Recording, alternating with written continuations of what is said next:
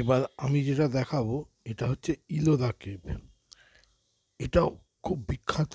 হুম, এটা ওই ঔরঙ্গাবাদ, এখন নতুন নাম হয়েছে ছত্রপতি সম্ভাজি নগর।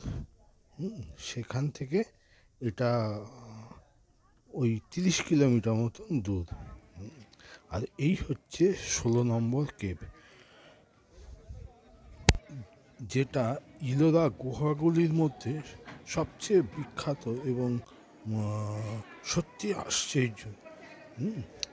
এই গুহাটার বিশেষত্ব হলো এটা ওই একটা পাহাড়কে কেটেই তৈরি হয়েছে, এবং পাহাড়টার ওপর থেকে কেটে কেটে নিচের দিকে এসছে। হ্যাঁ, তাহলে বুঝতেই পাচ্ছেন। হ্যাঁ, মানে ওই এতদিন, মানে এটা ওই 6 থেকে 10 শতাব্দীর মধ্যে এই কাজগুলো হচ্ছে। তখনকার দিনে এটা কত পরিশ্রমে এবং ইয়ে। এটা সম্ভবত ওই রাষ্ট্রকূট রাজাদের, মানে ওরাই আর কি এটা তৈরি করেছিল। এটা সত্যি একটা মানে আশ্চর্যজনক ইয়ে। এখানে প্রায় 36টা গুহা আছে, তার মধ্যে 1 থেকে 15 হচ্ছে বৌদ্ধদের। আর এই 16 থেকে 29 অবধি এইগুলো হচ্ছে হিন্দুদের, বাকি কটা হচ্ছে জৈনদের।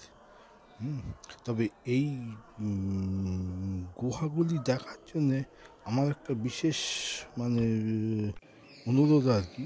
হ্যাঁ, প্রথমে ঢুকেই সামনে 16 নম্বর গুহাটি পড়ে, যার জন্যে অনেকেই সবাই এই 16 নম্বর গুহায় আগে দেখতে চলে যান। কিন্তু সেটা না করে বাঁদিকে কিছু ব্যাটারির গাড়ি দাঁড়িয়ে থাকে, 40 টাকা করে ভাড়া নেয়। হ্যাঁ, ওরা সোজা ওই জৈন মন্দিরগুলোকে দেখিয়ে নিয়ে আসে। হ্যাঁ, সেটা করে এসে, হ্যাঁ, তারপরে আপনি যদি 16 নম্বরের এই গুহাটা দেখতে ঢোকেন তাহলে কিছুটা সময় পাবেন। না হলে এইগুলো দেখতেই এত সময় লেগে যায় যে পরে ওই দিকে সময় দেওয়া এবং ক্লান্ত দুটোই, মানে ক্লান্তি দুটোই শুরু হয়ে যায়। যাই হোক, আমি মানে গুহার ভেতরটা, হ্যাঁ, যতটা সম্ভব বিভিন্ন সাইড থেকে দেখানোর চেষ্টা করছি। মানে দেখলেই বুঝতে পারবেন এটা একটা কি অসাধারণ ভাস্কর্য।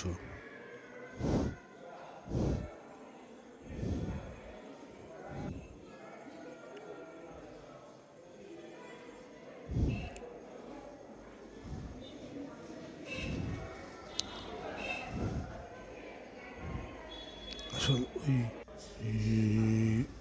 মেন এন্ট্রান্স থেকে, হ্যাঁ, এটা 16 নম্বর গুহার ঠিক অপোজিট সাইডে, কিন্তু এখান থেকে ওই শেষের মানে 30-31 ওই গুহাগুলো ডিস্টেন্স অনেকখানি, প্রায়, হ্যাঁ, মানে 10-12 কিলোমিটারের মতন।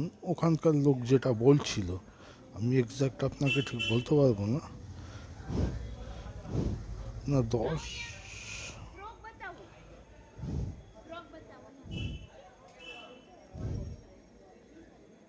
দেখতে পাচ্ছেন, আমি বিভিন্ন সাইড থেকে দেখানোর চেষ্টা করছি।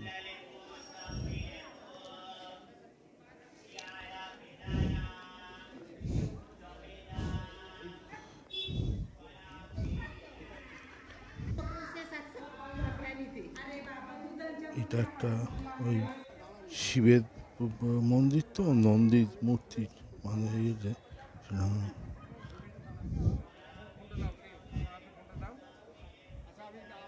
এটা ঠিক না দেখলে বিশ্বাস করা যায় না কি অসাধারণ কাজের। প্রত্যেকেই একবার করে দেখবেন।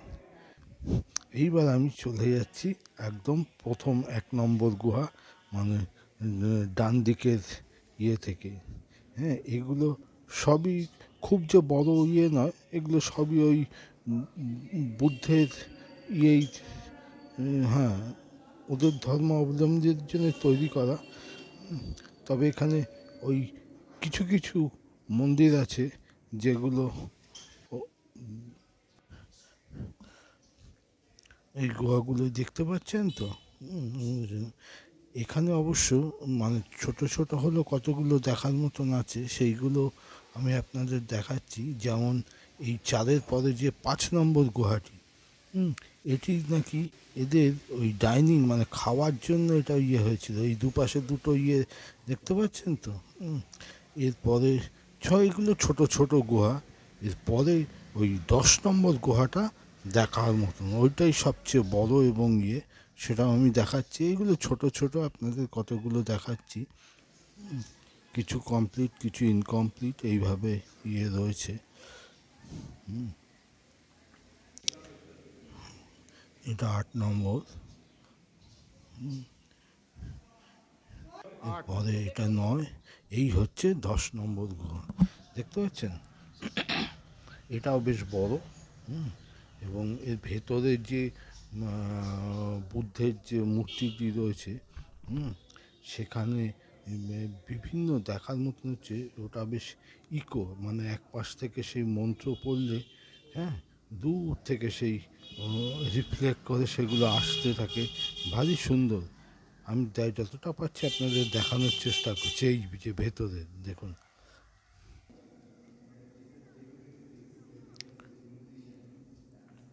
দেখতে পাচ্ছেন,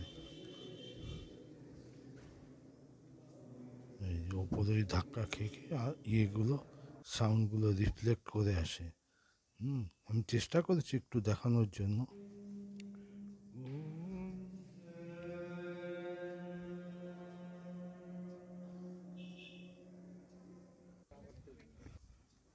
আর এইটা হচ্ছে 11 নম্বর। এইগুলো নাকি হোস্টেল, তখনকার দিনে ওখানে ওই বুদ্ধ লামারা এসে 11 এবং 12 এইখানে বোধহয় তারা থাকতেন বা এই ধরনের ওখানকার আর কি ইয়ের কাছে শুনছিলাম আর কি।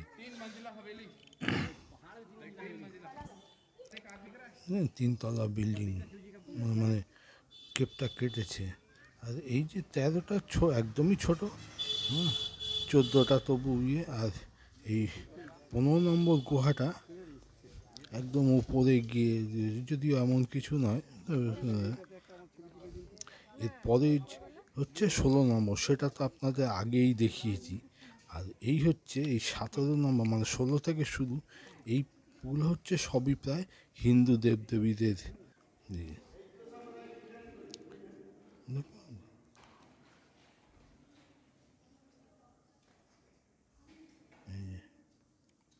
এগুলি সবই প্রায় হিন্দু দেবদেবীদের নিয়ে তৈরি।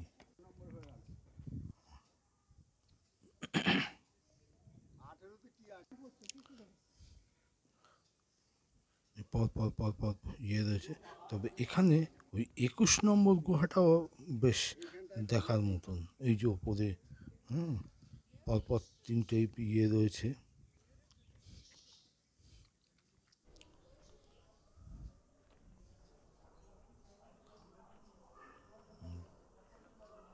এটা কিছুটা ওপরে উঠে গিয়ে ওই ইয়েগুলো দেখতে হয়।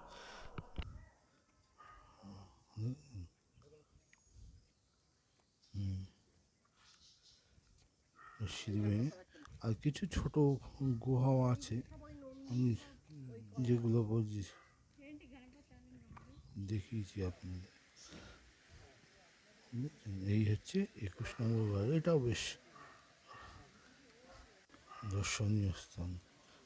তারপরে এই বাদিকে কিছুটা হেঁটে গিয়ে ওখানে একটা ঝর্ণাও পড়ে। জায়গাটা সুন্দর, কিন্তু এখন ওই 26, 27 এই একই জায়গায় রয়েছে। 28 নম্বর গুহাটা ওই ঝর্ণার পড়ছে তার পাশেই, কিন্তু ওই রাস্তাটা এখন বন্ধ করে দিয়েছে। এখান থেকেই সোজা গিয়ে 29 নম্বর গুহায় ঢোকা যেত, কিন্তু সে রাস্তাটি বন্ধ করেছে। ফলে 29 নম্বর গুহায় যেতে গেলে আপনাকে অনেকটা রাস্তা ঘুরে যেতে হবে, এবং ওই 29 দেখেই আপনাকে 30-এর পর থেকে জৈনগুহা যেতে হবে। সেই জন্যেই ওই আমি আপনাদের ওই সাজেশনটা দিলাম যে ঢুকে বাঁদিকে এই ব্যাটারির যে গাড়িগুলো আছে, ওই গাড়িতেই পরে 40 টাকা করে ভাড়া নেয়, গিয়ে আগে এইগুলো দেখে আসতে।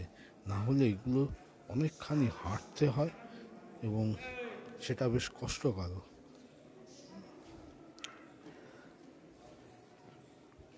বেশ বিরাট স্থাপত্য এগুলো সত্যি।